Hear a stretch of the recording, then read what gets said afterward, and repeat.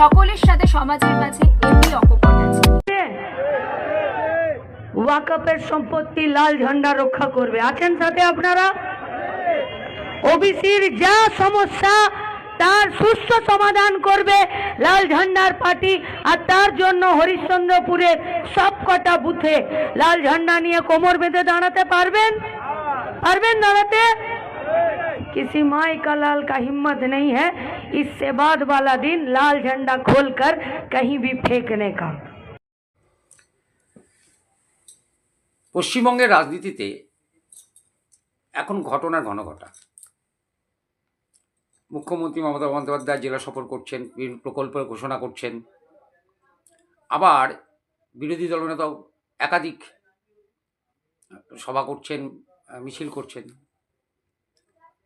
এদিকে আইনসভায় শূন্য থাকা সিপিএম বাম, যারা 34 বছর রাজ্যে শাসন করেছে, আজকে তারা আইনসভায় শূন্য। আগামী দিনে তারা কেউ হতে পারবে প্রাসঙ্গিক সংসদীয় গণতন্ত্রে? দেখাবো। নমস্কার, সকলের সাথে সমাজের মাঝে এপি অকপট আছে। 29শে নভেম্বর থেকে সিপিআইএম তাদের সংগঠন, তাদের রাজ্য সম্পাদক, তাদের কেন্দ্রীয় কমিটির নেত্রী মীনাক্ষী মুখার্জি সহ তারা কোচবিহারের তুফানগঞ্জ থেকে বাংলা বাঁচাও যাত্রা শুরু করেছেন।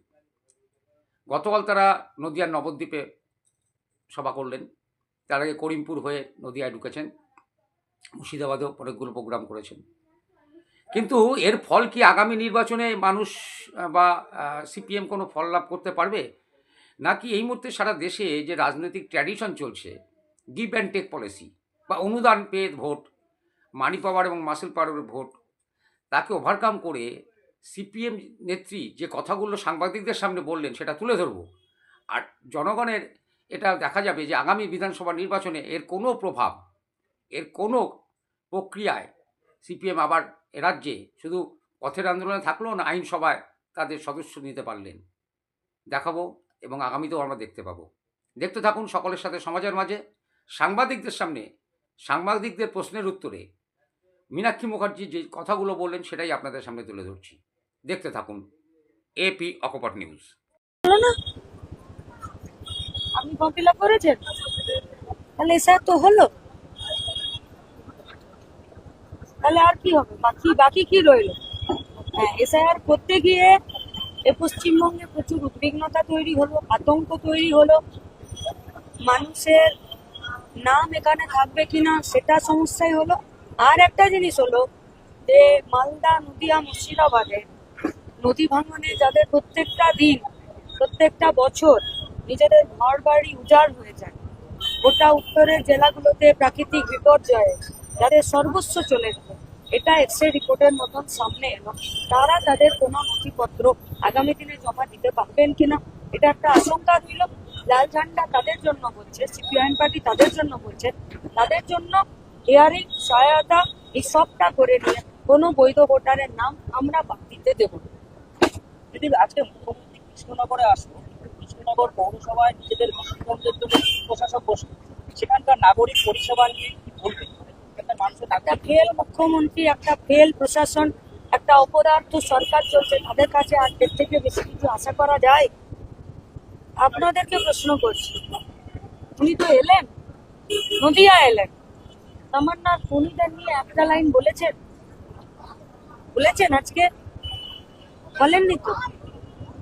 আচ্ছা, নদিয়ার কেউ জিজ্ঞেস করলো না যে উনি বলেছেন যে গোটা পশ্চিমবঙ্গে 15 বছরে 2 কোটি কর্মসংস্থান হয়েছে, তাহলে নদিয়ার প্রত্যেকটা বুথে 248 জন করে, সেই 248 জনের শ্বেতপত্র কবে প্রকাশ হবে? 31 লাখ পরিযায়ী শ্রমিককে 5,000 করে টাকা দিয়েছেন, তার হিসাব দিলেন? তাহলে একটা ফেল প্রশাসন, একটা ফেল অপদার্থ সরকার চলছে।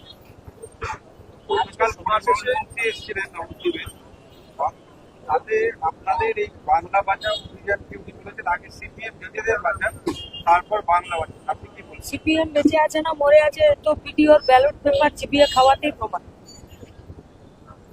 সিপিএম বেঁচে আছে না মরে আছে কর্পোরেশনের ভোটে 5 বছর আগে মরে যাওয়া দাদু দিদা এসে ভোট দেওয়াতেই প্রমাণ। সিপিএম মরে আছে না বেঁচে আছে পঞ্চায়েতের ভোটে লুট করে জেতার আর কাউন্টিংয়েও লুট করার, এর থেকেই প্রমাণ যে সিপিএম বেঁচে আছে কি না মরে গেছে।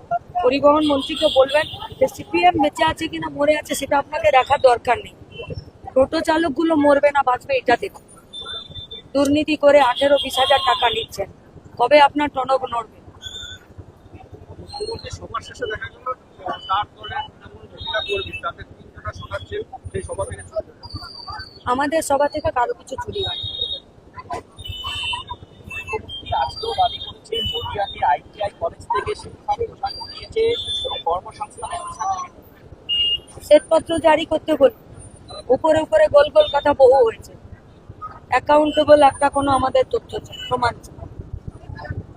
নির্বাচনের আগে এর আগে আপনারা ইনসাফ যাত্রা করেছিলেন এবং বাংলা বাঁচাও যাত্রা, তা তারা পাচ্ছে আমাদের প্রোগ্রাম আমরা তো বলবো ভালো, আপনারা বলুন। অথচ একাধিক জলাশয় যেগুলো ছিল পুকুর বা জলাশয় যেগুলো ছিল, সেগুলোতে দেখা যাচ্ছে পৌরসভা তার যে ডাম্পিং গ্রাউন্ড যেগুলো আছে সেখানে না ফেলে সেই পুকুরগুলোতে ফেলা হচ্ছে এবং সেই পুকুরগুলো বন্ধ করা হচ্ছে। পরবর্তীতে তার উপরে গঙ্গার মাটি দিয়ে বা অন্যান্য মাটি দিয়ে সেখানে তৈরি করা হচ্ছে। আপনারা বোধহয় ভুলে যাচ্ছেন আমরা বিধানসভাতে আমাদের একটাও এমএলএ না। একটু আগেই তো পশ্চিমবঙ্গের সরকার এসেছিল, তাকে কেন এই প্রশ্ন জিজ্ঞেস করলেন? আমরা আপনাদেরকে কথা দিতে পারি, বিধানসভার ভেতরে একটাও লাল ঝান্ডা থাকলে কোনো জলাভূমিতে ডাম্পিং জোন করে ফ্ল্যাট বানাতে আমরা দেব। অর্শ রোগের ধন্বন্তরী চিকিৎসা। আজই আসুন RM চোখ অ্যান্ড আয়ুর হেলথ কেয়ার। সম্পূর্ণ সুচিকিৎসার জন্য আজই আসুন। हम हालातों से हारने वाले नहीं हैं। आज हवा तुम्हारा है, कल तूफान हमारा होगा।